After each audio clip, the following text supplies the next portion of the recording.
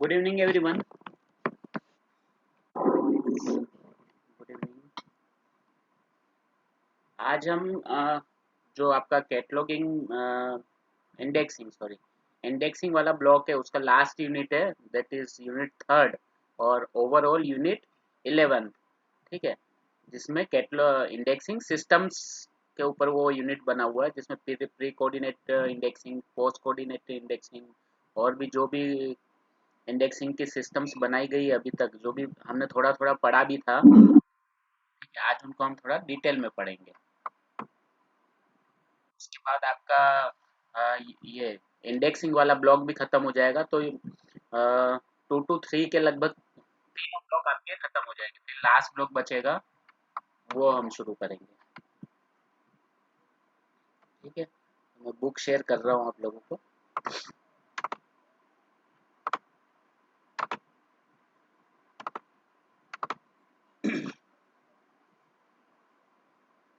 ठीक है, indexing techniques. ठीक है, तो यहाँ पे इंडेक्सिंग के बारे में कुछ पढ़ेंगे, और इंडेक्सिंग में दो तरह की इंडेक्सिंग है, pre coordinate and post coordinate. ठीक है, इनके बारे में पढ़ेंगे। इसके अलावा हम कीवर्ड इंडेक्सिंग और कंप्यूटराइज्ड इंडेक्सिंग के बारे में भी पढ़ेंगे।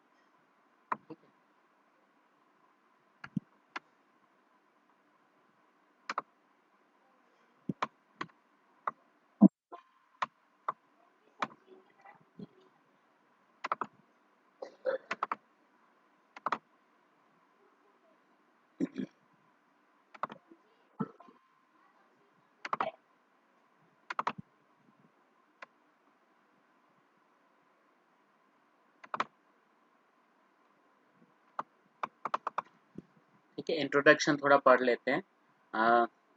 Subject approach to information has been an area of intense study and research in this area of organization of information, resulting in generation of new theories and the design of the corresponding new indexing techniques based on these theories। ठीक है, तो जो indexing एक ऐसा research का विषय है जिसके ऊपर बहुत समय से रिसर्च और स्टडी चल रही है, और उसकी वजह से इंडेक्सिंग में नई नई जो थियरीज है, उसकी नई नई टेक्निक्स है, वो आती जा रही है।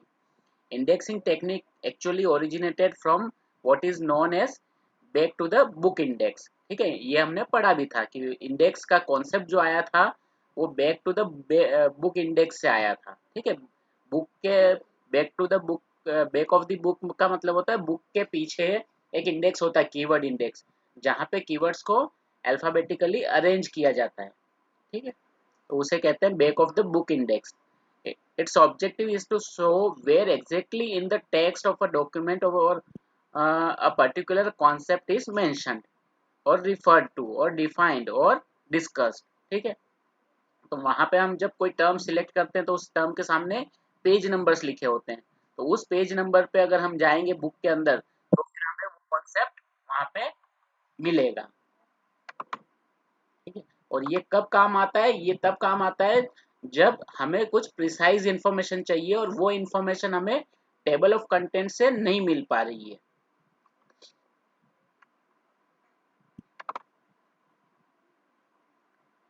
The back of the book index may be either in form of specific index or relative index. A specific index present the broad topic in the form of one-to-one entry, whereas relative index is one which displays each concept in different context। ठीक है, इन दोनों के specific index and relative index, इन दोनों के बीच में किसी को समझ में आया डिफरेंस क्या है?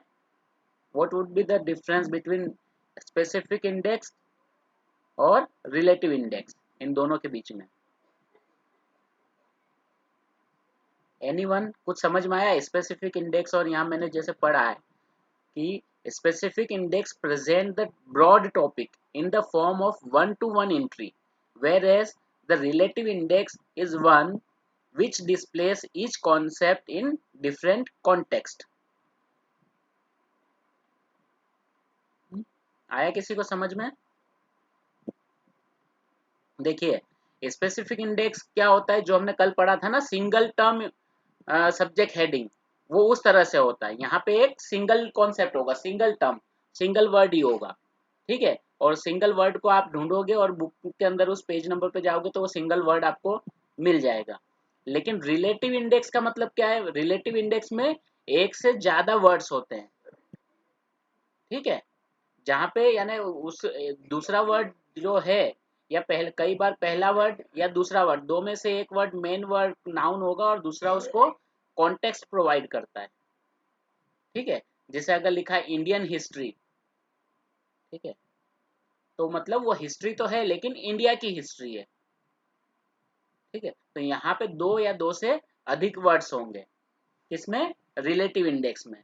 The best example of such an index is of the relative index is duodecimal classification, but the relative index is usually unique to the text to which it points and to the quite difficult to maintain on a large scale. अब जो DDC का index है, ठीक है, वो relative index का एक best example है। आप उसके अंदर जाओगे तो आपको रिलेटिव इंडेक्स यानी एक कॉन्सेप्ट है और उसके कॉन्टेक्स्ट के अंदर जो भी कॉन्सेप्ट्स हैं वो आपको मिलेंगे, ठीक है। जैसे कि मेन टर्म हुआ एजुकेशन, ठीक है। अब एजुकेशन चाइल्ड का है या फिर एडोलेसेंस का है या एडल्ट का है, ठीक है, या ओल्ड एज का है, ठीक है। तो वो सारे क्या हो गए? या फीमेल का है, मेल का है, तो ये क्या हो गए? कॉन्टेक्स्ट हो गए। कॉन्टेक्स्ट इन दिस किस सब्जेक्ट के साथ? एजुकेशन के साथ, ठीक है। But the relative index is usually unique to the text which to which it points, and it is quite difficult to maintain on large scale, ठीक है। ये हर टेक्स्ट के साथ ये अलग अलग होता है रिलेटिव इंडेक्स, और इसको मेंटेन करना लार्ज स्केल पे बहुत मुश्किल होता है। Subsequently, we have seen the development of pre-coordinate indexing models, ठीक है। और उसके बाद हम प्री कोऑर्डिनेट इंडेक्सिंग मॉडल, इसके आधार पे ही जो प्री कोऑर्डिनेट इंडेक्सिंग मॉडल्स हैं उसका डेवलपमेंट हुआ है, ठीक है, उसके बारे में हम पढ़ेंगे। Till about the early 50s of the last century, the pre coordinate indexing model were only one that had been developed in the sub यानी फर्स्ट 50 यानी first half of the 20th century था 1950 तक, यानी ठीक है, वहां तक 1950 तक प्री कोऑर्डिनेट इंडेक्सिंग ही डेवलप हुई थी। इन द सब्सिक्वेंट डिकेड्स यानी 1950s के बाद the post coordinate indexing model were developed और designed. The physical apparatus of this index file also changed from conventional index card to different form of post coordinate indexing level, ठीक है। तो जो पहले केवल इंडेक्सिंग केवल कार्ड तक level card तक ही सीमित थी, उसके अलग अलग फॉर्म्स भी दिखाई पड़े। With the advent of computer, keyword index like quick, Kwok, quake were introduced. Post coordinate indexing also become more amenable to computer manipulation, ठीक है। तो यानी कंप्यूटर जब आया तो कंप्यूटर में ये और ज़्यादा क्या हो गई? यूजफुल हो गई। Most of the bibliographic database today have indexes based on post coordinate indexing principle, ठीक है। आज के कंप्यूटर की अगर बात करें तो कंप्यूटर में जितने भी डेटाबेसेस होते हैं या इंडेक्सिंग होती है वो पोस्ट कोऑर्डिनेट इंडेक्सिंग प्रिंसिपल पे डिपेंड करती है। द फॉलोइंग सेक्शन, ठीक है, आगे जो है हम अलग अलग जो इंडेक्सिंग सिस्टम्स है उसके बारे में पढ़ेंगे।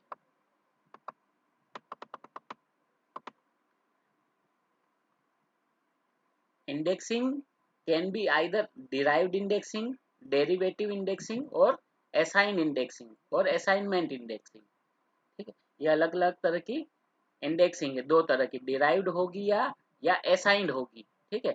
डिराइव्ड वो इंडेक्सिंग होगी जहां पे हम उस सब्जेक्ट में से ही कुछ टर्म्स को डिराइव करेंगे, ठीक है। Derived indexing is a method of indexing in which human indexer or computer extract from the title or the text of the document one or more words or phrase to represent the subject of the work for use as heading under which entries are made, ठीक है। तो यानी हम यहाँ पे क्या करते हैं? टाइटल से या टेक्स्ट से कीवर्ड्स को डिराइव करते हैं, ठीक है। और दूसरा है असाइंड इंडेक्सिंग, ठीक है। असाइन मतलब वहां पे जरूरी नहीं कि वो शब्द हो, लेकिन हम वहां पे उसको जो सब्जेक्ट हेडिंग है वो असाइन करते हैं। ठीक है।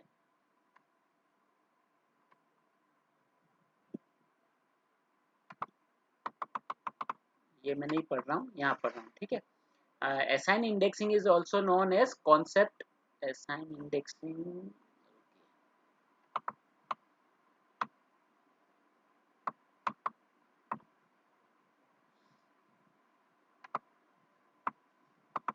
in derivative indexing term to be used to represent the context of the document are derived directly from the document itself. Here no attempt is made to use an indexer's own knowledge of the subject or other guides, but the use of but use only information which is manifested in the documents. Indexing terms are derived directly from the title of the document. It requires least intellectual effort on the part of indexer. Mechanical devices and computers are used in abundance to carry out burden of indexing, index preparation, as well as task of matching this with the question of users put to the system. Example of derivative indexing are keyword indexing, citation indexing and automatic indexing. ठीक है। तो यहाँ पे in simple words यही है कि derivative indexing जो होता है वहाँ पे इंडेक्सर अपनी तरफ से कोई भी कीवर्ड या कोई भी सब्जेक्ट हेडिंग नहीं देता है। वो कीवर्ड या सब्जेक्ट हेडिंग जो टाइटल होता है वहीं से चूज करेगा या फिर उसके टैग से भी चूज कर सकता है। ठीक है। Assign indexing is also known as concept indexing because it involves identifying concept associated with the content of each document. Assign indexing जैसे नाम से ही पता चल रहा है कि यहाँ पे कुछ assign कर रहे हैं हम। तो जब हमें कुछ assign करना है किसी को, तो assign करने से पहले आपको उसकी एनालिसिस करनी होगी, और जब आप उस सब्जेक्ट कंटेंट की एनालिसिस करोगे, उसके सब्जेक्ट कंटेंट को जानोगे, तभी आप उसे कोई भी इंडेक्सिंग टर्म या सब्जेक्ट हेडिंग प्रोवाइड कर सकते हो। It is a method of indexing in which human indexer selects one or more subject heading or descriptors from a list of control vocabulary. ठीक है। जब assigned heading हो assigned indexing होती है तो वहाँ पे कंट्रोल वोकेबलरी टूल की भी इंडेक्सर को जरूरत होती है। ठीक है ना, क्योंकि वो ऐसे सोर्स इन इंफॉर्मेशन सब्जेक्ट हेडिंग्स असाइन करता है या इंडेक्सिंग टर्म असाइन करता है जो उसका टाइटल नहीं हो सकता है। ठीक है। हो सकता है कि उसके टाइटल में भी वो शब्द हो, लेकिन वो ऑप्शनल होता है, वो जरूरी नहीं है कि वहां पे वो टर्म हो। ठीक है। वो कहीं और से उन सब्जेक्ट हेडिंग्स को चूज करता है और देता है।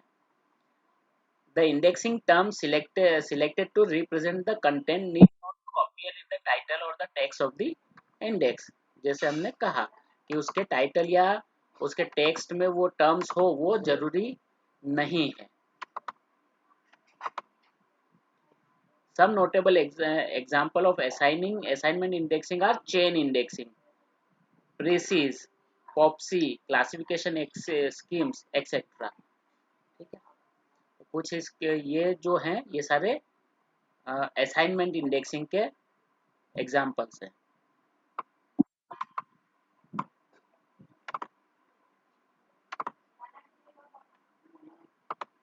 ठीक है।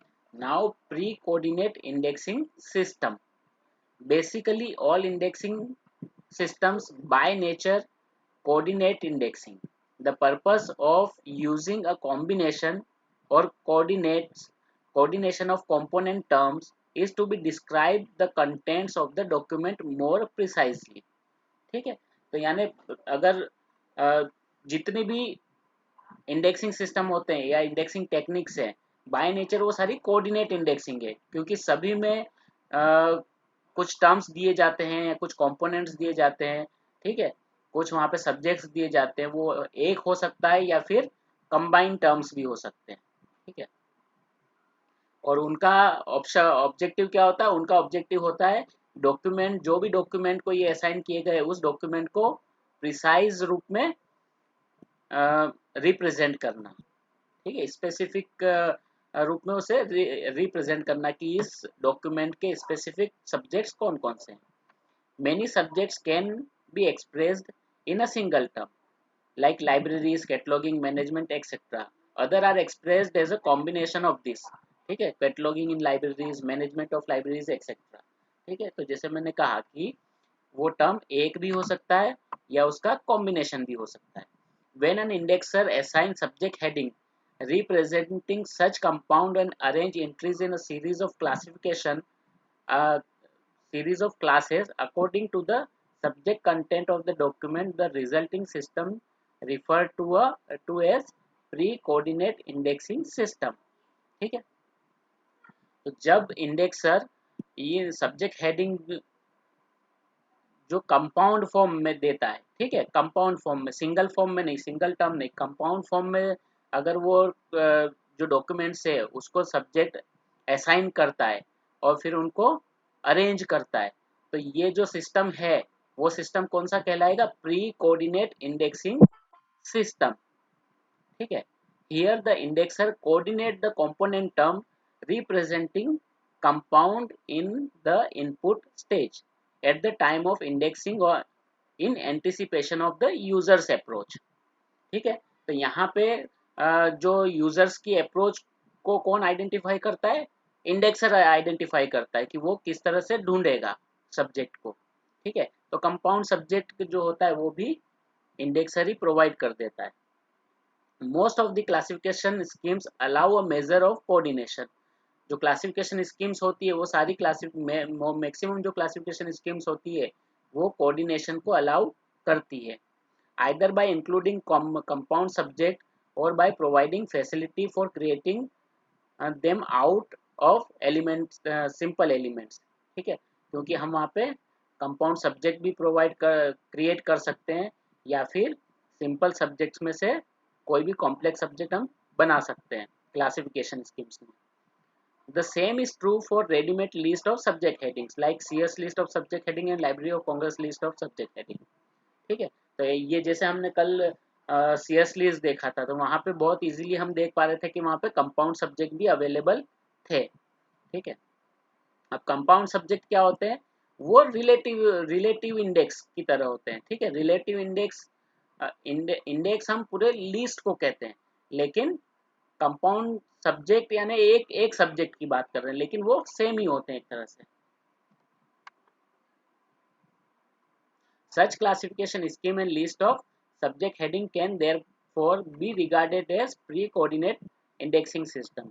Almost all pre coordinate indexing model have a priori approach in choosing their all semantic paradigm such as categorization of concept, role indicator, relational operator, pre-coordinate, etc.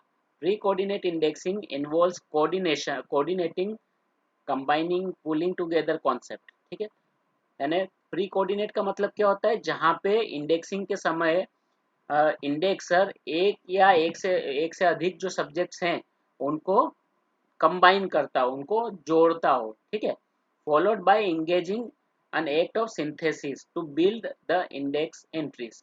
ठीक है, उसके बाद वो इंडेक्स की एंट्रीज को बनाता है. In such a system, most important aspect is to determine the order of significance by following the syntactical rule of the given indexing language. ठीक है, तो यहाँ पे जो सब्जेक्ट्स हैं या उनका ऑर्डर जो बनाते हैं, ठीक है, कि पहले कौन सा टर्म होगा, बाद में कौन सा टर्म होगा, तो उसके लिए हर सिस्टम के अपने अपने सिंटैक्टिकल रूल्स होते हैं. ठीक है, इंडेक्सिंग सिस्टम जो भी होगी, अपनी जो भी इंडेक्सिंग लैंग्वेज होगी उसके अपने अपने रूल्स होंगे. ठीक है, तो इंडेक्सिंग की अगर बात की जाए तो सबसे पहले इसमें जो काम था वो कहाँ से शुरू हुआ था? वो चार्ल्स सेमी कटर से शुरू हुआ था. ठीक है, तो कटर ने क्या किया था? Charles semi cutter first set fourth rule for alphabetical subject heading in a systematic way in his rule for a printed dictionary catalog in 1976.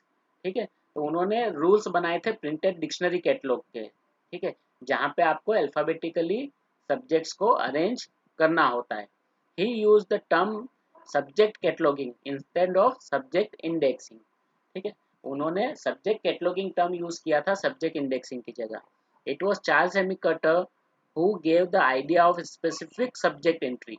और ये चार्ल्स सेमी जो स्पेसिफिक सब्जेक्ट एंट्री की अगर बात की जाए तो उसका आइडिया चार्ल्स सेमी कटर ने ही दिया था। He also try to systematize the rule for compound subject heading which consist more than one term in a phrase and where the subject heading was compounded of a name of a subject and the name of a locality and so on। ठीक है, then किसी subject का नाम है, किसी जगह का नाम है, तो उसके अगर उसको अरेंज करने के लिए भी या उसको सिलेक्ट करने के लिए भी उन्होंने रूल प्रोवाइड किए थे। Charles Cutter's concept of a subject specific subject heading was quite different from what we mean today. ठीक है, तो उनका स्पेसिफिक सब्जेक्ट हेडिंग का जो मतलब था वो आज जिस तरह से हम स्पेसिफिक सब्जेक्ट हेडिंग समझते हैं उससे वो बिल्कुल अलग था। He had in mind a set of stock subject names and every book had to be accommodated under the same restricted subject which contained the subject of a book। ठीक है, तो उनके दिमाग में हर सब्जेक्ट के लिए, ठीक है, सब्जेक्ट के कुछ सब्जेक्ट की लिस्ट थी। ठीक है, और अ, कि कोई भी अगर बुक है तो उसके लिए हमें उन्हीं में से कुछ सब्जेक्ट्स चूज करने होते थे। For compounding subject heading, Cutter laid down the rule that the order of the component term in compound subject heading should be the one that is decidedly more significant। ठीक है, तो यानी उसके अंदर जो उसका ऑर्डर होगा, कंपोनेंट जो भी कंपाउंड सब्जेक्ट हेडिंग के जो भी टर्म है उनका अगर ऑर्डरिंग करना है तो ऑर्डरिंग कैसे करना है, हमें जो टर्म उसमें ज़्यादा सिग्निफिकेंट है उससे हम पहले रखेंगे। But Cutter could not prescribe how one will come forward to decide which one is more significant. ठीक है, तो उन्होंने ये तो कहा कि जब दो या दो से अधिक वर्ड्स हैं तो जो सबसे ज्यादा सिग्निफिकेंट है उसको हम आगे रखेंगे, लेकिन उसके लिए उन्होंने कोई वे प्रोवाइड नहीं किया कि जो हम ये कैसे पता लगाएंगे कि कौन सा टर्म ज्यादा सिग्निफिकेंट है। The question of significance is varies from user to user. अब सिग्निफिकेंस की बात की जाए तो अगर चार लोगों को अलग अलग देंगे एक सब्जेक्ट, ठीक है, जिसके अंदर एक से ज़्यादा टर्म्स हैं तो हो सकता है कि सबकी चॉइस अलग अलग होगी। The decision in respect of significance was left to the judgement of individual indexer which was subjective. ठीक है, तो यानी सिग्निफिकेंस का जो सिग्निफिकेंस डिसाइड करने का जो जजमेंट था वो इंडेक्सर के ऊपर डिपेंडेंट था। Some specific rules as furnished by Cutter in his rule for a dictionary printed dictionary catalogue are mention below. अगर उसमें से कुछ रूल्स की अगर बात की जाए तो वो नीचे मेंशन है। ठीक है, तो फर्स्ट है person versus country. Entry will be under person in case of a single और पर्सनल बायोग्राफी। ठीक है, अगर सिंगल या पर्सनल बायोग्राफी है तो वहां पे जो व्यक्ति है जिसकी वो बायोग्राफी है उसके नाम पे एंट्री की जाएगी। Entry will be under country in case of history event. ठीक है, अगर कोई हिस्ट्री या इवेंट है तो फिर वो जो बुक है उसकी वो देश के नाम पे की जाएगी। ठीक है, उसकी entry. For example biography of Sachin Tendulkar would be entered under his name, whereas the biography of Indira Gandhi would be mentioned her name and India history also। ठीक है, तो अगर सचिन तेंदुलकर की बायोग्राफी है तो उसकी जो सब्जेक्ट हेडिंग होगी वो होगी तेंदुलकर कॉमा सब सचिन। ठीक है, लेकिन अगर वो इंदिरा गांधी की बायोग्राफी है तो वो इंदिरा गांधी के नाम पे तो होगी, गांधी इंदिरा तो होगा ही, लेकिन इंडिया देश हिस्ट्री भी होगा। ठीक है, क्योंकि वो इंदिरा गांधी कौन थी, वो पीएम थी भारत की, और वो उनका जो ड्यूरेशन था, उनका जो पीरियड था वो भारत के इतिहास को भी रिप्रेजेंट करता है। Then country versus event. Entry of an event would be under event if it is a proper noun. ठीक है, अगर कोई घटना है, ठीक है, इवेंट मतलब घटना, अगर किसी घटना के ऊपर कोई बुक है तो वो उस घटना के नाम के ऊपर ही इंडेक्स की जाएगी। लेकिन कंडीशन क्या है कि वो एक प्रॉपर नाउन होना चाहिए। ठीक है, जैसे यहाँ पे दिया हुआ जलियांवाला बाग। ठीक है, जलियांवाला बाग मैसेकर या जलियांवाला बाग हत्याकांड है, उसके ऊपर कोई बुक है तो आप उसको सीधा सीधा जलियांवाला बाग के नाम से इंटर कर सकते हो। ठीक है, लेकिन अगर ये कॉमन नाउन की बात है तो वहां पे जो देश है या कंट्री है उसके नाम पे उस सब्जेक्ट की एंट्री होगी। ठीक है, जैसे अगर बुक का नाम है फ्रीडम फाइटर्स इन इंडिया, तो entry would be under India, तो वहां पे इंडिया का नाम पहले आएगा।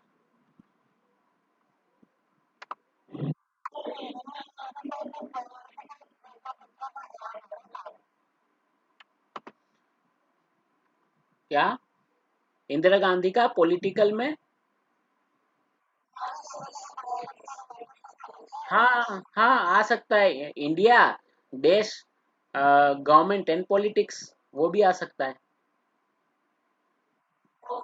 ठीक है, वो भी आ सकता है, क्योंकि वो प्रधानमंत्री थी, तो प्रधानमंत्री का जो पीरियड होता है ना केवल वो हिस्ट्री होता है, बल्कि वो उस समय की पॉलिटिकल पॉलिटिकल सिचुएशन को भी बताता है।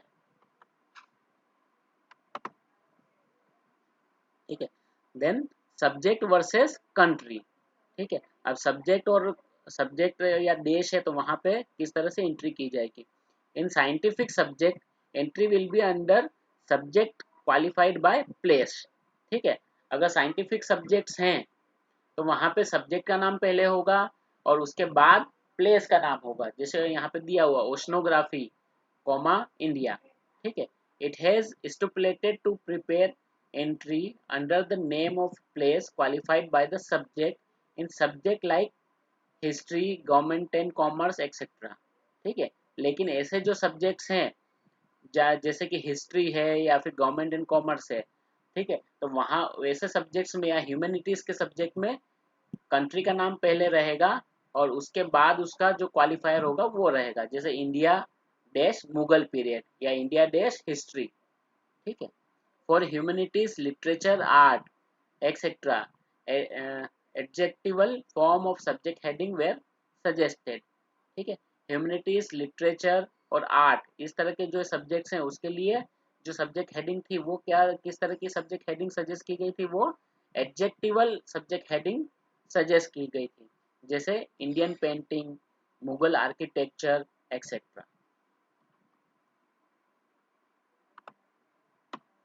Between overlapping subject, entries will be according to the importance of the subject. It is to be pointed out here that the decision regarding importance was to be important was left on the judgment of the indexer। ठीक है, अगर कोई ऐसी book थी जहाँ पे दो subject overlap कर रहे थे तो उसमें कौन सा सब्जेक्ट को पहले रखना है या किसे इंपॉर्टेंस देना है, तो वो किसके ऊपर छोड़ा गया था, वो इंडेक्सर के ऊपर छोड़ा गया था। Then, where there is choice between different names, Cutter prescribe the following। ठीक है, अगर जहाँ पे अलग अलग नाम है और उसमें से चॉइस लेना है तो कटर्स ने उसके लिए भी कुछ रूल्स बताए थे। First, language. ठीक है, इसमें फर्स्ट रूल है language. If there are two languages out of which one is English, entry will be under English. Here the rule appears to be bias toward English language. ठीक है, तो उन्होंने क्या कहा, अगर डॉक्यूमेंट के अंदर दो भाषाएं हैं जिसमें से एक इंग्लिश है तो आपको एंट्री जो है वो इंग्लिश में करना है। ठीक है, यानी इंग्लिश लैंग्वेज। ठीक है, इंग्लिश लैंग्वेज के सब्जेक्ट के ऊपर आपको वो एंट्री करना है। Then synonyms, entry will be under one word with reference to others. ठीक है, अगर सिनोनियम्स है तो उसमें से कोई आपको एक वर्ड चूज करना होगा। एंटोनियम्स, अगर एंटोनियम्स है तो फिर से वो भी वही होगा कि एक एंटोनियम्स या एक शब्द पे आपको किसी एक टर्म्स के ऊपर आपको एंट्री करनी होगी। ठीक है, इन case of compound subject heading, cutter prescribe the following rules. ठीक है, कंपाउंड सब्जेक्ट अगर है, सब्जेक्ट हेडिंग अगर है तो कटर्स ने कहा है कि कोई भी नाउन जो है वो एडजेक्टिव को प्रिसीड करेगा। ठीक है, उसका एडजेक्टिव जो है वो क्या कैसे रहेगा, पहले रहेगा बाद में नाउन रहेगा।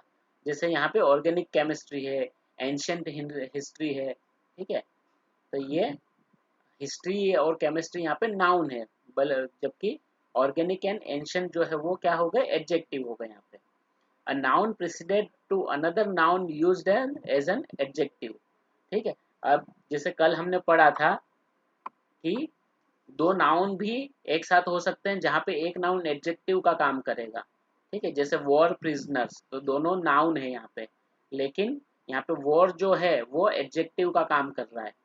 देन फ्लावर फर्टिलाइजेशन, तो दोनों चीज, दोनों फ्लावर भी नाउन है और फर्टिलाइजेशन भी नाउन है, लेकिन फ्लावर जो है वो एडजेक्टिव का काम कर रहा है। देन डेथ पेनल्टी, तो यहाँ पे पेनल्टी भी नाउन है और डेथ भी नाउन है, लेकिन जो डेथ है वो एडजेक्टिव का काम कर रही है। Then use direct form in case of noun connected to another noun with a preposition. ठीक है, अगर कोई दो नाउन है वो प्रीपोजिशन के साथ जुड़े हुए हैं तो फिर उनको हमें डायरेक्ट ही यूज करना है, जैसे patients with heart disease, fertilization of flowers, death penalty, etcetera.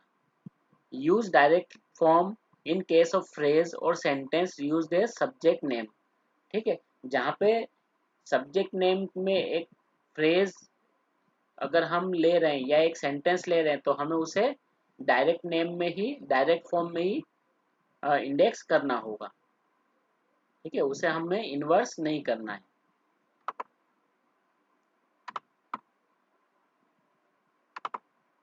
ठीक है, तो यहाँ तक ये किसका है, कटर्स के कंट्रीब्यूशन है। कटर्स ने अपनी जो बुक थी फर्स्ट 1876 की, उसके अंदर ये सारे रूल दिए थे और इंडेक्सिंग कैसे करना है उसके बारे में बताया था। ठीक है, यहाँ तक सबको समझ में आ गया।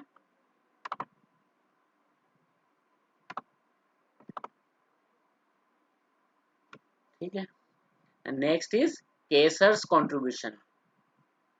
केसर started the point where Cutter left. ठीक है, तो कटर ने अपना रिसर्च या अपना वर्क इंडेक्सिंग के ऊपर जहाँ पे छोड़ा था, केसर ने वहीं से अपने काम को शुरू किया। ठीक है, जूली जूलियस ऑटो केसर, उनका पूरा नाम था जूलियस ऑटो केसर। 1868 में उनका जन्म हुआ था और 1927 में उनकी डेथ हो गई। ठीक है, a special librarian and indexer of technical literature developed a method of subject indexing known as systematic indexing। ठीक है, तो वो एक स्पेशल लाइब्रेरियन थे। स्पेशल लाइब्रेरियन किससे कहा जाता है, anyone?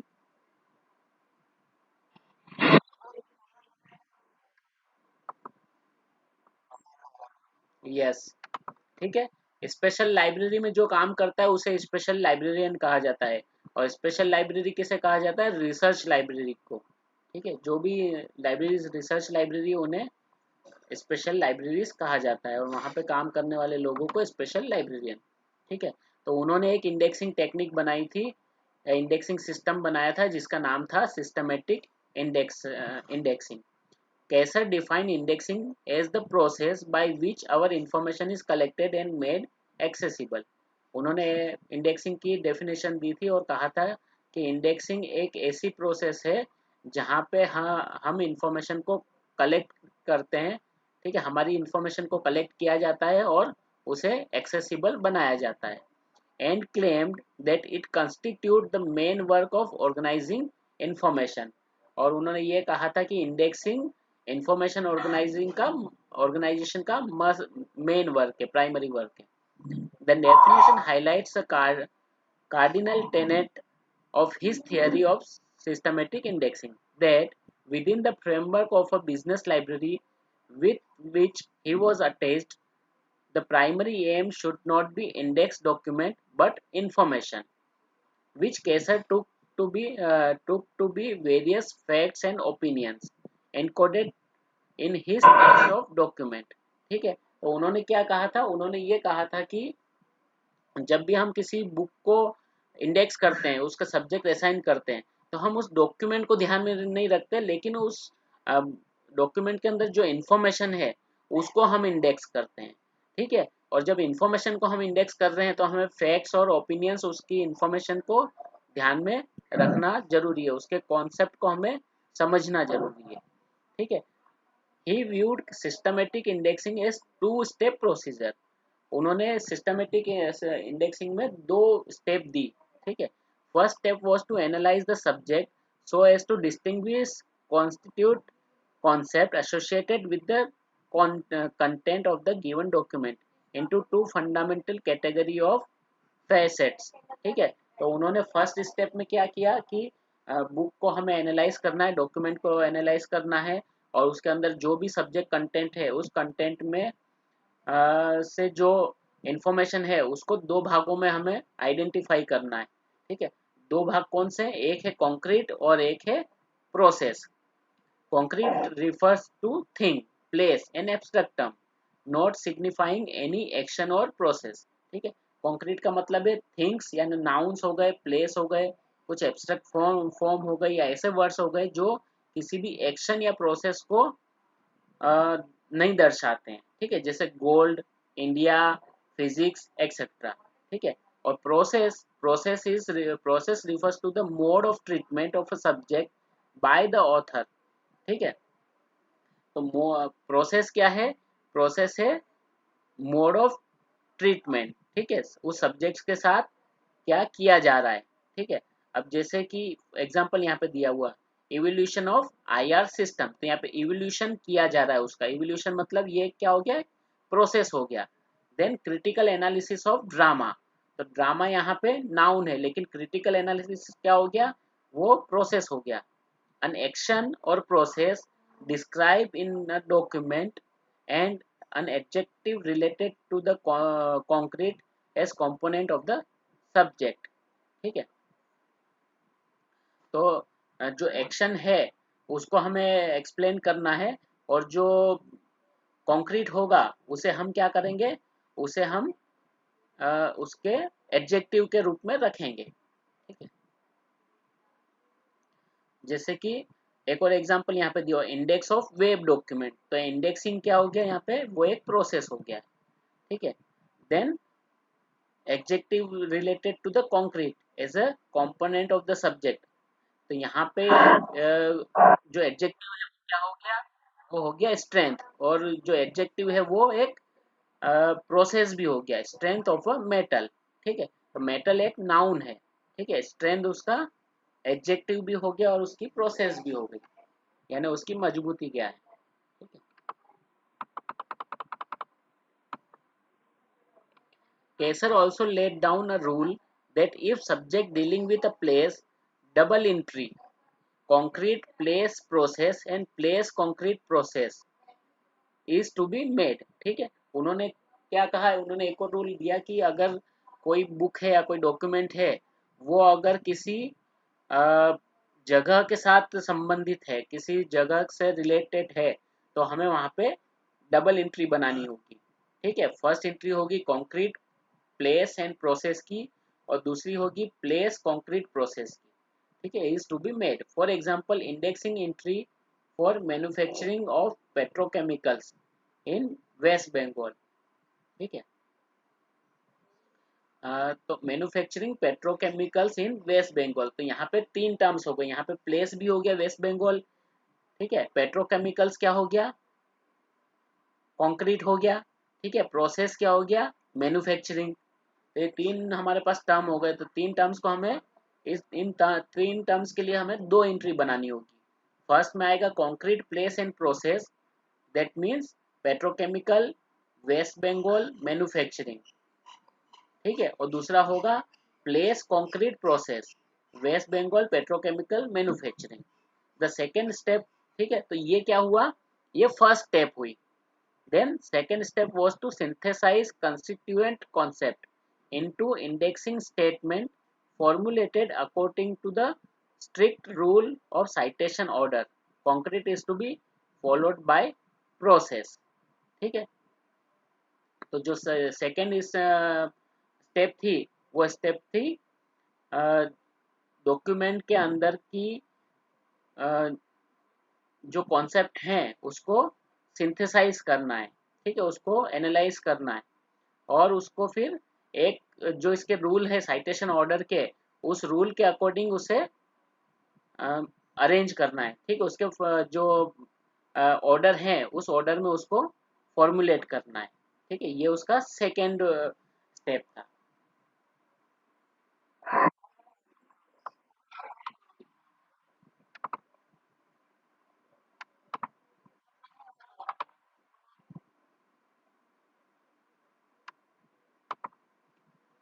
Okay. Thus, according to Kaiser's systematic indexing, all indexing terms should be divided into fundamental categories: concrete, countries, and process, which are then to be synthesized into indexing statement, formulated according to strict rule of citation order. Some example of subject heading according to Kaiser's systematic indexing are furnished below. ठीक है, तो यहाँ पे देखिए दो कुछ example दिए हुए हैं। डॉक्यूमेंट डॉक्यूमेंट्स, अगर बुक का नाम देखा जाए तो बुक का नाम है इंडेक्सिंग ऑफ फिल्म्स, ये बुक का नाम है। और यहाँ पे कैटेगरीज, यहाँ पे दो ही कैटेगरीज हमें दिख रही है, एक है कॉन्क्रीट और एक है प्रोसेस। तो कॉन्क्रीट क्या है, यहाँ पे फिल्म है, एंड प्रोसेस इज इंडेक्सिंग। ठीक है, second is strike in India. अब यहाँ पे कंट्री एंड प्रोसेस है, तो कंट्री पहले आएगी और प्रोसेस बाद में आएगी। ठीक है, थर्ड है लाइब्रेरीज इन नेपाल। ठीक है, तो यहाँ पे क्या होगा, कंक्रीट पहले होगा और कंट्री बाद में होगा। हाँ, कंट्री बाद में होगा, तो लाइब्रेरीज एंड नेपाल। ठीक है, अगर प्रोसेस है तो वो कंट्री के बाद रहेगा। ठीक है, ये सेकेंड और थर्ड एग्जांपल देखिए, दोनों में कंट्री है बाद में, लेकिन एक में कंट्री पहले आ रही है और एक में कंट्री जो है वो बाद में आ रही है। अगर वो प्रोसेस है तो वो बाद में आएगा, और अगर वो कंक्रीट है तो वो पहले आएगा।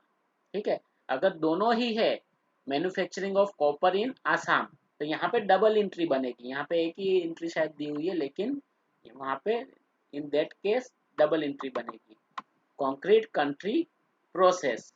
ठीक है, तो concrete copper, country Assam, and process manufacturing. ठीक है, तो वो आएगा वहां पे।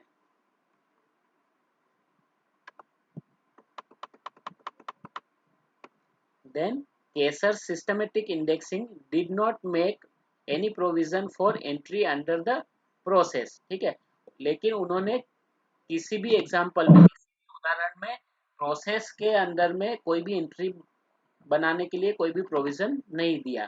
ठीक है, कंट्री के नाम से एंट्री बन रही थी, कंक्रीट के नाम से एंट्री बन रही थी, लेकिन प्रोसेस के नाम से कोई भी एंट्री नहीं बन रही थी। ठीक है,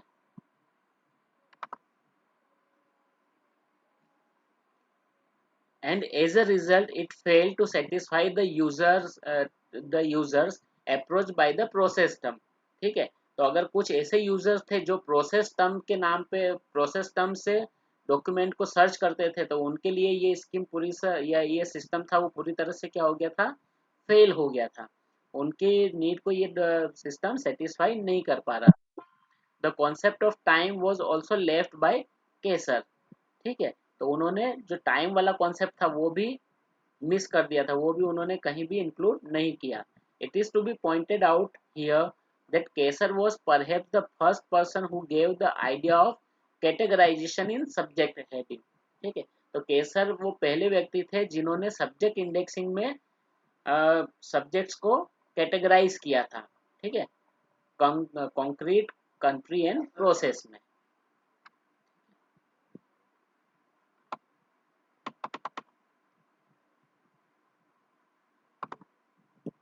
then chain indexing. Chain indexing किसने बनाया था, रंगानाथन ने, एस आर रंगानाथन। ठीक है, और ये एक डिराइव्ड इंडेक्सिंग इंडेक्सिंग थी। ठीक है, chain indexing, Ranganathan's facet analysis of subjects provides a kind of representation of subjects by transferring multidimensional relations of subject into modulated layer of linear representation। तो यहाँ पे रंगनाथन की जो फैसेट एनालिसिस थी classification में, ठीक है, और क्लासिफिकेशन में फैसेट एनालिसिस के थ्रू उन्होंने क्या किया था, सब्जेक्ट को रिप्रेजेंट किया था, और उसी को उन्होंने क्या किया, चेन इंडेक्सिंग में मिक्स कर दिया, ठीक है, चेन इंडेक्सिंग के थ्रू उसको एक्सट्रैक्ट किया, ठीक है। Ranganathan is credited with the invention of chain indexing, an economical system of providing access to the terms in classification schedule without replicating the hierarchical structure of the classification in the alphabetical index, ठीक है। Ranganathan's chain indexing technique was devised as a complementary and supplementary tool to classification scheme. इनकी जो indexing technique थी chain indexing, वो classification system के साथ जुड़ी हुई थी, ठीक है। अगर क्लासिफिकेशन नहीं है तो वो चेन इंडेक्सिंग भी नहीं कर सकते। However, due to efficiency and economy, this technique can effectively be made use of in deriving alphabetical subject index of any indexing abstracting service, ठीक है। तो यहाँ पे आप किसी भी इंडेक्सिंग या एब्स्ट्रैक्टिंग सर्विस या अपने कैटलॉग में अल्फाबेटिकल इंडेक्स को डिराइव कर सकते हैं। Definition and use. A chain is string of terms organized in a particular sequence based on the classification scheme and the chain adopts, ठीक है। तो चेन का यहाँ पे चेन इंडेक्सिंग में जो टर्म चेन है उसका मतलब ये है कि चेन एक सीक्वेंस ऑफ सब्जेक्ट्स हैं, ठीक है। और वो सब्जेक्ट्स कहाँ पे से आते हैं, वो सब्जेक्ट्स क्लासिफिकेशन स्कीम के द्वारा उनको असाइन किए जाते हैं, ठीक है। The sequence of terms is pre-coordinated according to the syntactical rule of the given classification scheme, ठीक है। तो जो भी टर्म्स हैं, सब्जेक्ट के जो भी टर्म्स है उनकी जो सीक्वेंस है वो कैसी होगी, वो प्री कोऑर्डिनेट होगी और वो डिपेंड करेगी क्लासिफिकेशन स्कीम पे कि क्लासिफिकेशन स्कीम कौन सी है। अगर डीडीसी है तो उसकी चेन इंडेक्सिंग अलग होगी, अगर वो सीसी है तो उसकी चेन इंडेक्सिंग अलग हो जाएगी। Chain indexing is a method of deriving subject heading from the chain of successive subdivision leading from general to specific level needed to be indexed, ठीक है। तो क्लासिफिकेशन जो होती है वो जनरल टू स्पेसिफिक लेके जाती है हमें, ठीक है।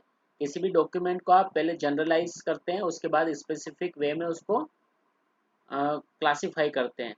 तो चेन इंडेक्सिंग भी क्या करती है, उस क्लासिफिकेशन नंबर में से जो सब्जेक्ट्स हैं, सब्जेक्ट हेडिंग से उसको डिराइव कर लेती है, ठीक है। और वो भी जनरल टू स्पेसिफिक उसे डिराइव करती है। According to Ranganathan, chain indexing is a procedure of deriving class index entry which refers from a class to its class number in a more or less mechanical way, ठीक है। तो रंगानाथन ने ये कहा था कि चेन इंडेक्सिंग है वो क्लास इंडेक्स एंट्री को डिराइव करने की एक प्रोसीजर है, ठीक है, जो किसी भी क्लास नंबर में क्लास को रिफर करती है।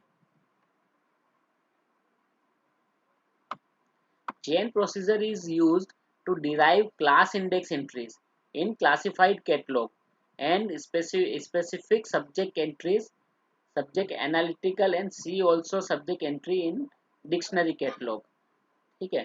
तो ये क्या करती है, ये क्लासिफाइड कैटलॉग यानी जो रंगानाथन की जो स्कीम थी सीसी, ठीक है, उसको यूज करती है, ठीक है। उसके अंदर से जितने भी सब्जेक्ट एंट्रीज है उसको वो डिराइव करेगी, सी ऑल्सो एंट्री का भी वो यूज करती है, ठीक है। सब्जेक्ट को एनालाइज भी वो करती है, तो ये सारी प्रोसेस रंगानाथन की चेन इंडेक्सिंग में अवेलेबल है। Chain indexing was used in British National Bibliography in the 1950s and 1960s until it was replaced by PRECIS index, ठीक है।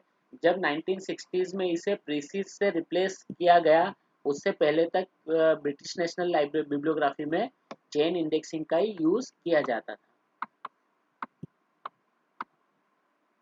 देन अब चेन इंडेक्सिंग में कुछ लिंक्स का कॉन्सेप्ट है, ठीक है। The concept of chain is the foundation in chain indexing. A chain is deemed to be a structural manifestation of subject. The term structure in this context refers to the parts constituting a subject and their mutual relationship or interrelationship. It is a modulated sequence of subclasses और isolate ideas. ठीक है, तो जो classification scheme होती है वो क्या होती है, वो एक यानी ब्रॉडर से स्पेसिफिक सब्जेक्ट तक का वो पूरा लिंक होता है. वहाँ पे सब कुछ सारे सब्जेक्ट्स जो होते हैं वो हायरार्किकली इंटर रिलेटेड होते हैं या फिर रिलेटिवली एसोसिएटिवली रिलेटेड होते हैं. ठीक है, तो वो एक उसका पूरा एक स्ट्रक्चर बना हुआ होता है और उस स्ट्रक्चर को चेन इंडेक्सिंग में यूज किया जाता है. It is a modulated sequence of सब क्लासेस और आइसोलेट आइडिया. ठीक है, तो यहाँ पे ये क्या है, चेन क्या है, वो एक पूरी सीक्वेंस है अलग अलग सब क्लासेस की भी या होगी या फिर आइसोलेटेड आइडियाज की. Since the chain express the modulated sequence of subclasses more effectively in a notational scheme of classification of subjects, this method takes the class number of document concerned as the base for deriving subject heading, not only for specific subject heading but also for subject reference entries. ठीक है, तो अब जो ये chain जो है कोई भी क्लास नंबर है वो सब क्लासेस में बटा हुआ होता है और आइसोलेट आइडियाज में बटा हुआ होता है. और जो चेन इंडेक्सिंग है उसका जो मेन एम है वो भी क्लासिफिकेशन से सब्जेक्ट्स को डिराइव करना होता है. इसीलिए जो ये क्लास सब्जेक्ट क्लासिफिकेशन स्कीम के द्वारा जो क्लास नंबर प्रोवाइड किए जाते हैं उस क्लास नंबर को ये सब्जेक्ट को डिराइव करने के लिए यूज करता है. ठीक है, और उस नंबर्स के थ्रू ये ना केवल सब्जेक्ट इंडेक्स एंट्री डिराइव करता है बल्कि सब्जेक्ट रेफरेंस एंट्रीज को भी ये डिराइव कर लेता है. The nature and structure of the classification used to classify the subject of a document controls the structure of the subject heading drawn according to chain procedure. ठीक है, तो यहाँ पे जो क्लासिफिकेशन स्कीम जो होती है वही उसके लिए क्या हो गई, वही उसके लिए सब्जेक्ट हेडिंग हो गई. ठीक है, वही सारे सब्जेक्ट्स यहाँ पे यूज किए जाते हैं. The concept of chain become operative only after the concept of a set links about the structure of the subject is considered. ठीक है, तो जो चेन है वो ऑपरेटिव या वो एक्टिव कब होती है, जब हम उसके लिंक वाले जो सेट्स हैं उसको हम उस स्ट्रक्चर में आइडेंटिफाई कर लेंगे. ठीक है, जिसके में सब्जेक्ट्स जो हैं वो छुपे हुए होते हैं.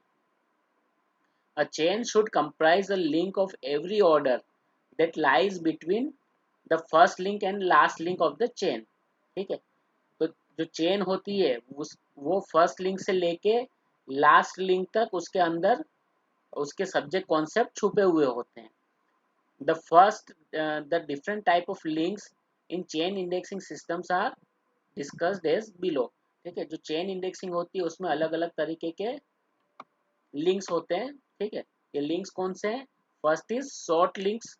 ठीक है, शॉर्ट लिंक्स मतलब जिसका हम यूज करते हैं एक्सेस पॉइंट के लिए.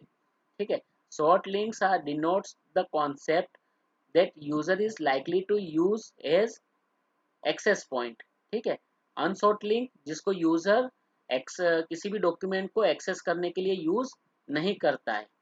ठीक है, देन फॉल्स लिंक क्या होता है, फॉल्स लिंक वो लिंक होते हैं जो डॉक्यूमेंट को रिप्रेजेंट नहीं करते हैं. ठीक है, वैलिड तरीके से, और वो केवल क्या होते हैं, कनेक्टिंग सिंबल्स होते हैं बहुत बार. Then missing links. ठीक है, तो मिसिंग लिंक ऐसे ऐसे कॉन्सेप्ट्स हैं या ऐसे लिंक्स है जो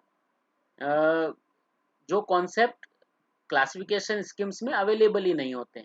these are inserted by the indexer by means of verbal extension at the chain with gap corresponding to be missing isolate in the chain whenever such case is a need. ठीक है, तो वहां पे कुछ gaps होते हैं जिसका कोई मीनिंग नहीं होता है. ठीक है, उसका कोई मीनिंग वहां पे नहीं होता है क्लासिफिकेशन नंबर में, और उन जो लिंक वैसे जो लिंक्स होते हैं उनको मिसिंग लिंक कहा जाता है. ठीक है, इसका कोई एग्जांपल आएगा तो आप इसको ज़्यादा अच्छे तरीके से समझ पाओगे. देन अब इसकी स्टेप्स क्या है. ठीक है। Steps in chain indexing, chain indexing की जिस स्टेप का जो फर्स्ट स्टेप है वो है construction of class number of the subject of the document. ठीक है, तो डॉक्यूमेंट को सबसे पहले आपको क्लासिफाई करना पड़ेगा। अगर उसका क्लास नंबर है नहीं है तो फिर आप उसको चेन इंडेक्सिंग में यूज नहीं कर सकते। ठीक है। सेकेंड है representation of class number in form of a chain. तो जो क्लास नंबर है उसको आपको एक चेन के फॉर्म में रिप्रेजेंट करना होगा। Represent the class number in the form of a chain in which each link consist of two parts, class number and its verbal translation in standard term or phrase used in the preferred classification scheme. ठीक है, तो यहाँ पे आपको class number लिखना पड़ेगा, उसके साथ साथ उस क्लास नंबर का मतलब जो है वो आपको लिखते जाना पड़ेगा। ठीक है, उसके बाद आपको क्या करना होगा, उनको आपने लिख लिया, उसके बाद आपको आइडेंटिफाई करना होगा कि जो भी सब्जेक्ट हमने आइडेंटिफाई किए हैं, जो भी लिंक हमने आइडेंटिफाई किए हैं, वो शॉर्ट लिंक्स हैं या अनशॉर्ट लिंक है या फॉल्स लिंक है या मिसिंग लिंक है। देन ये सारा जब आप काम कर लोगे तो आप क्या कर पाओगे, you can prepare a specific subject heading, derive specific subject heading for the specific subject entry from the last short link। जो लास्ट शॉर्ट लिंक होता है उससे उसके थ्रू हमें सब्जेक्ट हेडिंग्स बनानी होगी। ठीक है, and moving upward by taking the necessary and sufficient short link in a reverse rendering और बैकवर्ड रेंडरिंग प्रोसेस। ठीक है, तो जो सबसे लास्ट लिंक होगा उसको सबसे आप पहले लोगे, उसके बाद फिर उससे पहले जो आया उसके बाद आएगा। ठीक है, तो जो केस सबसे पहले आया था वो सबसे लास्ट में हो जाएगा। Okay, in the subject included a space isolate, time isolate और a form isolate, break the chain into different parts at the points denoting space time and form in the class number। ठीक है, और अगर class number में space time या form है तो आपको उन्हें ब्रेक कर देना होगा। ठीक है, in such a situation different specific subject heading to be derived from last S L, last S L मतलब short link of the first part in the reverse rendering process, then by second part, then third part, then fourth, or etc. if any in the similar process. Then the component of deriving subject heading are to be arranged in the sequence of their derivation for the first part of the chain of the class number। ठीक है, तो उसी तरह से आपको क्या करना होगा, आप उसको अरेंज कर लोगे और उस यानी उसको फिर ब्रेक करोगे। मतलब अगर आपने एक क्लास नंबर बना, ठीक है, एक सब्जेक्ट नंबर बना जहाँ पे आपने लास्ट शॉर्ट लिंक लिया है। ठीक है, और उसके बाद एक नया लोगे जिसमें सेकंड लास्ट शॉर्ट लिंक आएगा पहले। ठीक है, तो यहाँ पे क्या होगा, मल्टीपल एंट्रीज आपकी बन जाएगी। Then preparation of subject reference entry, derive subject reference heading for the subject reference derive subject reference heading for subject reference from each of the upper short link। This process continues until the all the term of upper short link are exhausted and indexed। ठीक है, subject reference entry अगर आपको बनानी है तो आपको क्या करना होगा, जो एंट्रीज है वो अपर शॉर्ट लिंक से लेना पड़ेगा। ठीक है, स्पेसिफिक शॉर्ट लिंक, अभी हमने जो स्पेसिफिक शॉर्ट लिंक की बात की इसके ऊपर, ठीक है, स्पेसिफिक शॉर्ट लिंक, वहां पे हम क्या करते हैं, वहां पे लास्ट वाला जो शॉर्ट लिंक है वहां से एंट्री शुरू करते हैं। लेकिन सब्जेक्ट रेफरेंस एंट्री में फर्स्ट शॉर्ट लिंक से हमें एंट्री शुरू करना है। ठीक है, then preparation of subject reference entry, तो सब्जेक्ट रेफरेंस एंट्री क्या होगी, सी एंड सी ऑल्सो। ठीक है, सी ऑल्सो रेफरेंस एंट्री जो है वो सब्जेक्ट रेफरेंस एंट्री होगी। प्रिपेयर सब्जेक्ट रेफरेंस एंट्रीज और see also references from each subject reference heading to its specific subject heading. ठीक है, अगर सब्जेक्ट रेफरेंस एंट्री है तो उसको हमें क्या करना पड़ेगा, हमें उसको स्पेसिफिक सब्जेक्ट हेडिंग के साथ कनेक्ट करना पड़ेगा सी ऑल्सो का यूज करके। When a subject heading start from last short links denoting space or time or form, prepare a C reference instead of C also. ठीक है, अगर हम जो लास्ट शॉर्ट लिंक का यूज कर रहे हैं, अगर प्लेस का या टाइम का, ठीक है, तो हमें see also see entry use करना होगी. Then preparation of cross reference. Prepare cross reference for each alternative और synonyms terms. Heading used in the specific as well as subject reference heading. अगर हमने सिनोनियम्स का यूज किया है या कोई अल्टरनेटिव टर्म्स का यूज किया है तो हमें क्या क्रॉस रेफरेंस एंट्रीज बनानी होगी. देन अल्फाबेटिकलाइजेशन, हमें उनका उन सारी एंट्रीज का करना होगा. For example, merge specific subject entries, subject references and C references are arrange them into single alphabetical sequence. ठीक है, तो जो C एंट्रीज भी अगर आ रही है या C ऑल्सो एंट्रीज भी आ रही है तो भी उनको भी हमें उसको क्या कर देना होगा, मर्ज कर देना होगा. ठीक है, उसके साथ ही वो आएगी एंट्रीज के साथ. The above noted steps in chain indexing are demonstrated below with an illustrative approach. ठीक है, एक इलिस्ट्रेशन यहाँ पे दिया हुआ है. ठीक है, देखिए यहाँ पे एक डॉक्यूमेंट दिया हुआ है जिसका नाम है researches in child psychology in India. ठीक है, अब इसका अगर आप क्लास नंबर बनाओगे तो ये उसका क्लास नंबर बनेगा.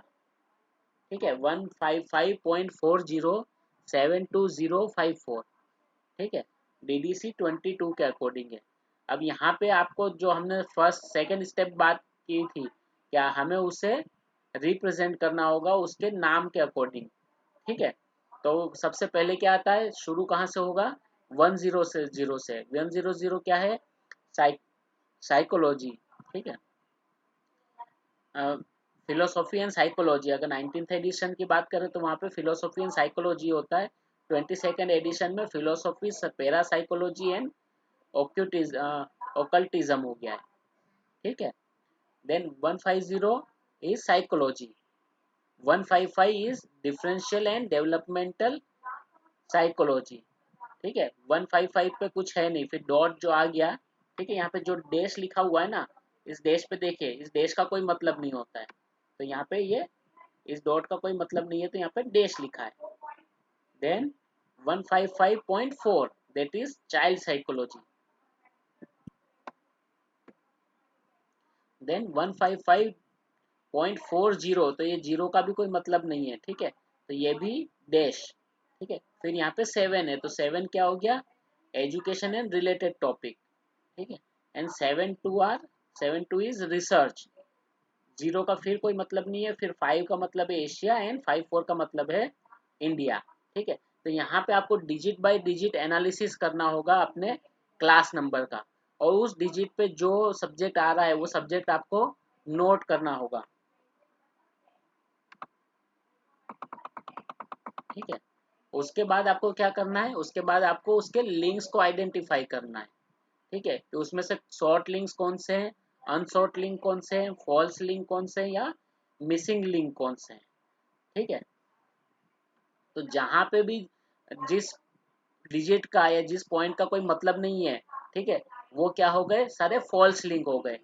तो यहाँ पे देखिए डॉट है, उसका कोई मतलब नहीं है तो फॉल्स लिंक हो गया. यहाँ पे जीरो का कोई मतलब नहीं है तो फॉल्स लिंक हो गया. यहाँ पे जीरो का मतलब नहीं है तो फॉल्स लिंक हो गया. तो ये सारे क्या हो गए, फॉल्स लिंक हो गए. ठीक है, फॉल्स लिंक के बाद हमें यहाँ पे क्या आइडेंटिफाई करना है, अनसॉर्ट लिंक, जिन सब्जेक्ट्स के से बुक्स को आइडेंटिफाई नहीं किया जाएगा. ठीक है, अब ये फर्स्ट जो है ये अनसॉर्ट लिंक हो गया, फिलोसॉफी, पैरासाइकोलॉजी एंड ओकल्टिज्म. ठीक है, then differential and developmental psychology, then education and research related topics. ठीक है, then एशिया, क्योंकि हमारा जो टॉपिक है वो टॉपिक क्या है, researches in child psychology in India. तो यहाँ पे केवल कितने टॉपिक रहेंगे, इंडिया रहेगा, चाइल्ड साइकोलॉजी रहेगा और रिसर्च रहेगा. ठीक है, तो अब यहाँ पे देखिए psychology, child psychology, research and India, तो ये जो चार है वो क्या हो गए, वो शॉर्ट लिंक हो गए. यानी वो ऐसे लिंक्स है जिससे यूजर डॉक्यूमेंट को आइडेंटिफाई या ढूंढ सकता है. ठीक है। अब यहाँ पे आपने आपके 3 शॉर्ट लिंक हो गए, research, child psychology and India. तो सबसे पहले सब्जेक्ट रेफरेंस एंट्री, ठीक है। सब्जेक्ट रेफरेंस, ये स्पेसिफिक रेफरेंस एंट्री, ठीक है। स्पेसिफिक कैसे बनेगी, लास्ट से फर्स्ट की ओर, ठीक है। अब लास्ट से फर्स्ट कैसे है,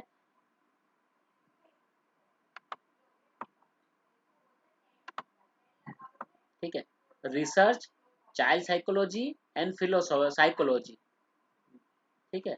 यहाँ पे हमें जो स्पेस है या टाइम है उसे हमें छोड़ देना है। तो रिसर्च, चाइल्ड साइकोलॉजी, ठीक है। और फिर बाद में जो है उसको हमें यहाँ पे इंडिया को यूज करना है, इंडिया जो है वो सबसे लास्ट में चला जाएगा, ठीक है। रिसर्च, चाइल्ड साइकोलॉजी, इंडिया, ठीक है। और जो सब्जेक्ट रेफरेंस एंट्री होगी वो कैसे बनेगी, सबसे पहले रिसर्च, चाइल्ड साइकोलॉजी, फिर रिसर्च हट जाएगा, चाइल्ड साइकोलॉजी, फिर चाइल्ड भी हट जाएगा, फिर साइकोलॉजी, ठीक है। यानी psychology, child psychology and research, ठीक है। Then cross reference. अब यहाँ पे क्रॉस रेफरेंस एंट्री कैसे बनेगी, यहाँ पे यानी देखिए यहाँ पे हर टर्म आ गया लेकिन इंडिया कहीं भी नहीं आया। तो क्रॉस रेफरेंस में जो स्पेस या टाइम वाला जो है उसको हम सबसे पहले लेंगे, ठीक है। उसके बाद हम फिर रिसर्च एंड चाइल्ड साइकोलॉजी, ठीक है। Preparation of index entries. अब इंडेक्स एंट्रीज हमें अगर बनानी है तो हम कैसे बनाएंगे, ठीक है। तो यहाँ पे सबसे पहले research, child psychology in India, ये इसका नंबर हो गया, ठीक है। Then research, child psychology.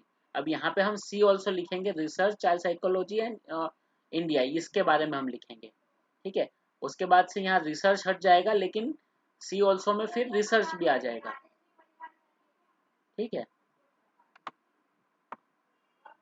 Then psychology, ठीक है। अब साइकोलॉजी में से क्या हट गया, चाइल्ड हट गया, ठीक है। तो यहाँ पे हम सी ऑल्सो में लिखेंगे रिसर्च, चाइल्ड साइकोलॉजी, इंडिया।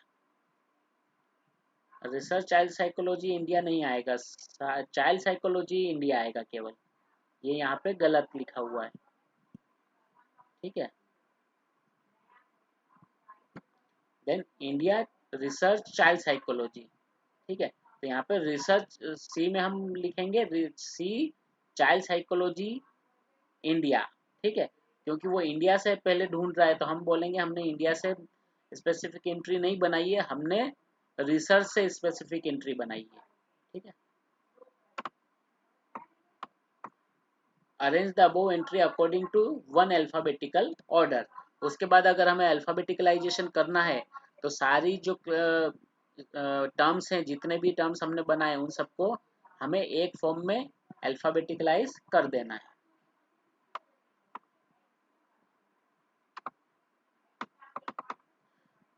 ठीक है। अब इसके एडवांटेजेस क्या हैं, a major advantage of chain indexing is that it ensures the collocation of aspects of a subject which have been scattered in classification scheme, ठीक है। तो क्लासिफिकेशन स्कीम्स में जो सब्जेक्ट बिखर जाते हैं उसे हम चेन इंडेक्सिंग के थ्रू एक साथ ला सकते हैं, because last link is the class number, last link in the class number is always the first link in the chain index in the chain of subject index entry, ठीक है। Class number में जो last में होता है chain index में वो सबसे पहले होता है, ठीक है। It offers general as well as specific information to all information seeker by deriving subject heading from chain of successive subdivision that lead from general to most specific level, ठीक है। तो यहाँ पे जनरल जनरल टर्म से लेके most specific level तक के terms को हम इंडेक्स करते हैं, इसलिए हर तरह के यूजर्स की ये इंफॉर्मेशन ढूंढने की जो ये तरीका है उस पर वो खरा उतरता है। इट इज़ मोर और less mechanical system and it is economic also, क्योंकि ये बहुत ईजी है इसलिए ये क्या है, इकोनॉमिकल भी है। और इसकी क्रिटिसिज्म क्या है, इसकी क्रिटिसिज्म ये है कि ये इसका डिपेंडेंसी जो है वो क्लासिफिकेशन स्कीम के ऊपर बहुत ज़्यादा है। Then disappearance of chain, chain disappears in each stage of deriving subject reference entries, and thus it results in loss of full context of the content of documents. ठीक है, अब जो चेन के अंदर हर जो लेवल होता है उसमें एक न एक लिंक कम होता जाता है, तो उससे क्या होता है कि ये फुल का जो डॉक्यूमेंट है उसके फुल कंटेंट को या डॉक्यूमेंट के फुल कंटेंट को कॉन्टेक्स्ट के साथ बताने में फेल हो जाता है। ठीक है, then lack of specificity, chain indexing provides only one specific entry and other subject entry. ठीक है, तो इसके अंदर केवल एक ही सब्जेक्ट एक ही स्पेसिफिक एंट्री होती है और बाकी सारी सब्जेक्ट रेफरेंस एंट्री होती है। और ये भी कहा जाता है कि ये कंप्यूटराइजेशन के लिए अनसुटेबल है, वहां पे इसका यूज नहीं किया जा सकता है। ठीक है, then running from pillar to post. ठीक है, it makes direct access to specific subject entry possible only for those who knew every specific subject heading of the given document. अब स्पेसिफिक सब्जेक्ट हेडिंग जिस तरह से इसमें बनाई जाती है ये उसी के लिए यूजफुल है जो जो यूजर इस डॉक्यूमेंट के बारे में पूरी तरह से जानता है। अगर वो उसके बारे में नहीं जानता है तो उसके लिए ये डॉक्यूमेंट या ये चेन इंडेक्सिंग जो है वो उसके लिए यूजफुल नहीं हो रहेगी। But in most cases, access to the specific subject heading was possible at the cost of running from pillar to post, since only one entry is a specific subject entry and others are cross-referenced in the chain indexing system. तो अब उस document के बारे में अगर किसी user को पूरी तरह से नहीं पता है तो वो स्पेसिफिक सब्जेक्ट हेडिंग तक पहुंच ही नहीं सकता है। ठीक है, तो ये सारी जो है वो इसकी क्रिटिसिजम्स हैं।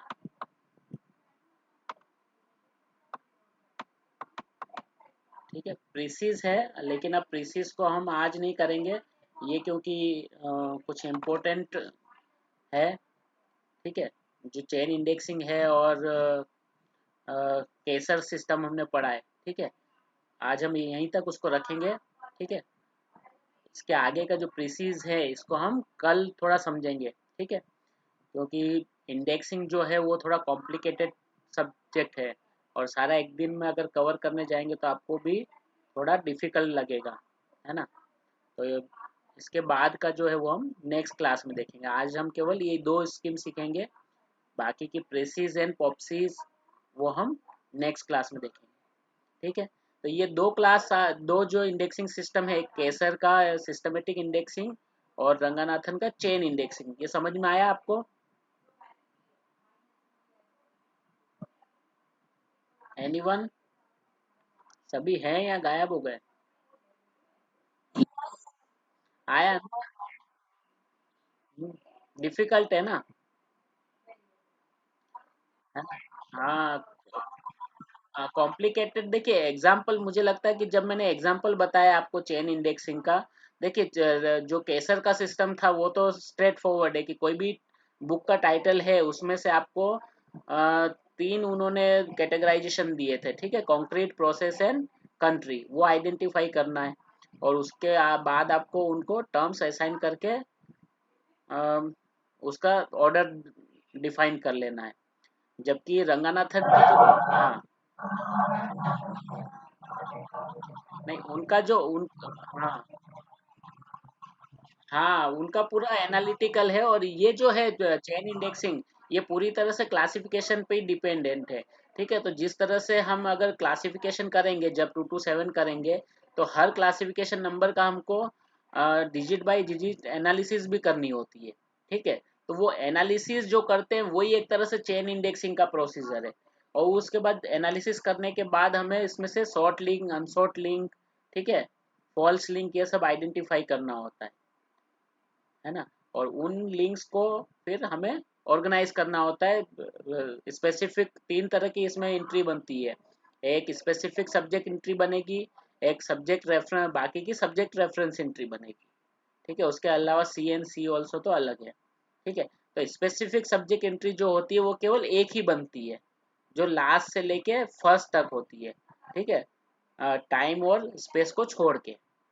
उसके बाद सब्जेक्ट एंट्री बनती है, सब्जेक्ट रेफरेंस एंट्री, तो वो उसकी जितने भी सब्जेक्ट्स हैं उतनी सब्जेक्ट रेफरेंस एंट्री बनेगी। ठीक है। तो जो एग्जाम्पल बताया शायद उस एग्जाम्पल के बाद चीज़ें थोड़ी इजी हो गई होगी, समझ में आया होगा कि ये किस बारे में बात कर रहे हैं हम लोग।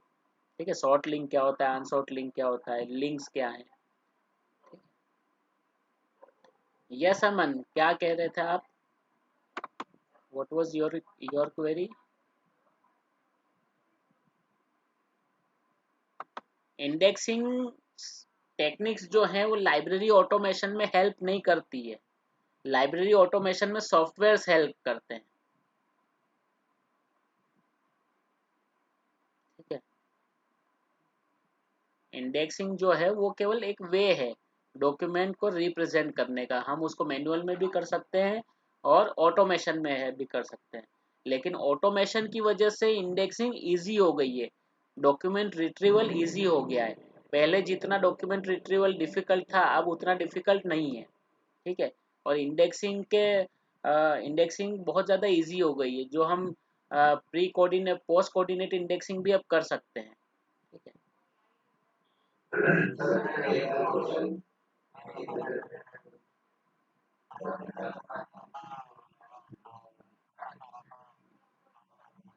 हम्म।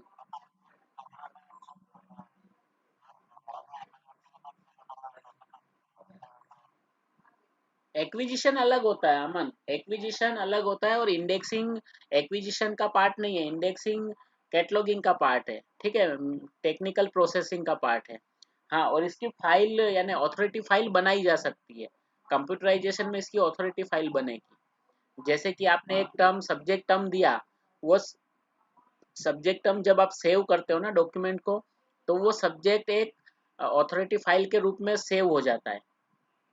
ठीक है, उसी सब्जेक्ट के ऊपर कोई दूसरी बुक आई तो दूसरी बार भी आप वही सब्जेक्ट दोगे तो आपको दूसरी बार वो सब्जेक्ट देने की जरूरत नहीं है। आप उसको सर्च करेगा करोगे अपने डेटाबेस में, और वो सब्जेक्ट आपको मिल जाएगा और उसको आप सिलेक्ट कर लो। तो आपको वो सब टाइप नहीं करना है, ना ही वहाँ पे स्पेलिंग मिस्टेक का कोई चांस होगा। ठीक है, आप अपने डेटाबेस में से उसको सिलेक्ट कर लो। ठीक है, और वैसे ऐसे धीमे धीमे करके जब बहुत सारे डॉक्यूमेंट हो जाए और कभी ऐसा समय आए कि आपको उन सब में सब्जेक्ट हेडिंग को चेंज करना है, तो आप केवल जो मास्टर फाइल है उस मास्टर फाइल को चेंज करोगे तो सभी डॉक्यूमेंट में अपने आप चेंज हो जाएगा।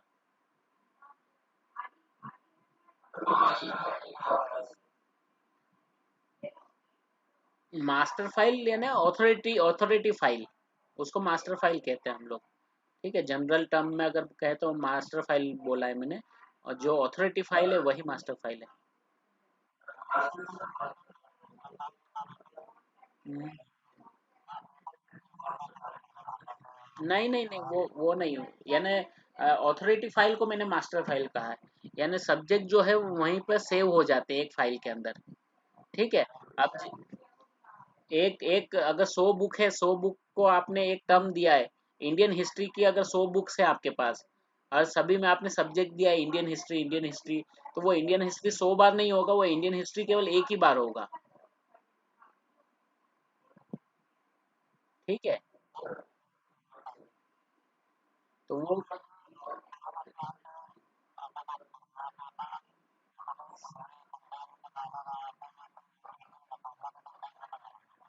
हाँ, वोकेबलरी कंट्रोल भी इसीलिए होगा ना कि जब आप सर्च करोगे, आपने इंडियन हिस्ट्री लिखा है, ठीक है, तो आप जब सर्च करोगे तो आपको वो टर्म मिलेगा, और उस टर्म को जब सिलेक्ट करोगे तो बार बार आप वही टर्म सिलेक्ट करोगे जो टर्म्स आपने ऑलरेडी यूज किए हैं, अगर उस सब्जेक्ट की बुक आपके पास है तो फिर क्या वोकेबलरी कंट्रोल भी होगा, क्योंकि आप नए टर्म्स को यूज नहीं करोगे एक सब्जेक्ट को आइडेंटिफाई करने के लिए या रिप्रेजेंट करने के लिए।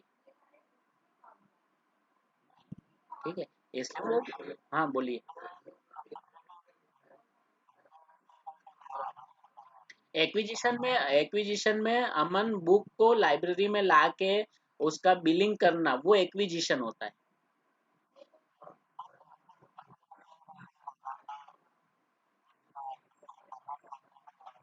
फर्दर स्टेप में तो होता ही है ना, एक्विजिशन के बाद टेक्निकल प्रोसेसिंग होता है। टेक्निकल प्रोसेसिंग में क्लासिफिकेशन और कैटलॉगिंग होता है, स्टैंपिंग होता है। ठीक है, लेबलिंग होता है, ये सारा टेक्निकल प्रोसेसिंग होता है। उसके बाद उसको हम स्टेक्स में रखते हैं, स्टेक्स में रखने के बाद उसका सर्कुलेशन होता है। ठीक है, तो एक्विजिशन जो है ना, वो आप बिल प्रोसेस कर दिया उसके बाद एक्विजिशन का काम खत्म हो जाता है। आप उसकी क्लासिफिकेशन कर रहे हो, वो एक्विजिशन का पार्ट नहीं है, वो टेक्निकल प्रोसेसिंग का पार्ट है। उसका क्लासिफिकेशन, कैटलॉगिंग, उस पे स्टैंप लगाना, उस पे कुछ स्टिकर चिपकाना, वो सारे टेक्निकल प्रोसेसिंग पार्ट का पार्ट है। ठीक है।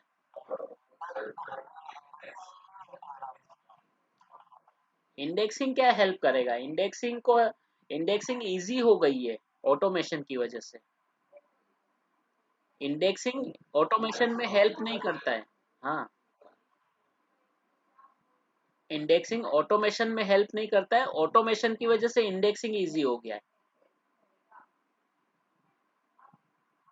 ठीक है। पहले क्या होता था, एक दो या तीन चार ही एक्सेस पॉइंट्स होते थे। ठीक है, तीन कार्ड बनाए तो तीन एक्सेस पॉइंट होंगे, चार कार्ड बनाए तो चार एक्सेस पॉइंट्स होंगे। लेकिन कंप्यूटर में आप 10 एंट्री भी कर सकते हो, 10 सब्जेक्ट्स भी दे सकते हो। उसके बाद कंप्यूटर में पहले क्लासिफिकेशन स्कीम से सर्च नहीं कर सकते थे, कंप्यूटर में क्लासिफिकेशन स्कीम से भी सर्च कर सकते हो, पब्लिशर से भी सर्च कर सकते हो। ठीक है। किसी भी टर्म से, यानी एनीवेयर सर्च डाल के एनीवेयर कहीं से भी पूरी बिब्लियोग्राफिकल डेटा के अंदर कहीं भी सर्च कर सकते हो। लेकिन वो पहले कार्ड कैटलॉगिंग में पॉसिबल नहीं था। ठीक है। दो दो क्लासिफिकेशन, इसके दो सब्जेक्ट एंट्री को एक साथ मिला के भी आप सर्च कर सकते हो। है ना, बुलियन लॉजिक का भी आप यूज कर सकते हो वहां पे कंप्यूटर में। तो इंडेक्सिंग इजी हो गया है ना, रिट्रीवल इजी हो गया है ना, ऑटोमेशन की वजह से इंडेक्सिंग और रिट्रीवल दोनों इजी हो गया।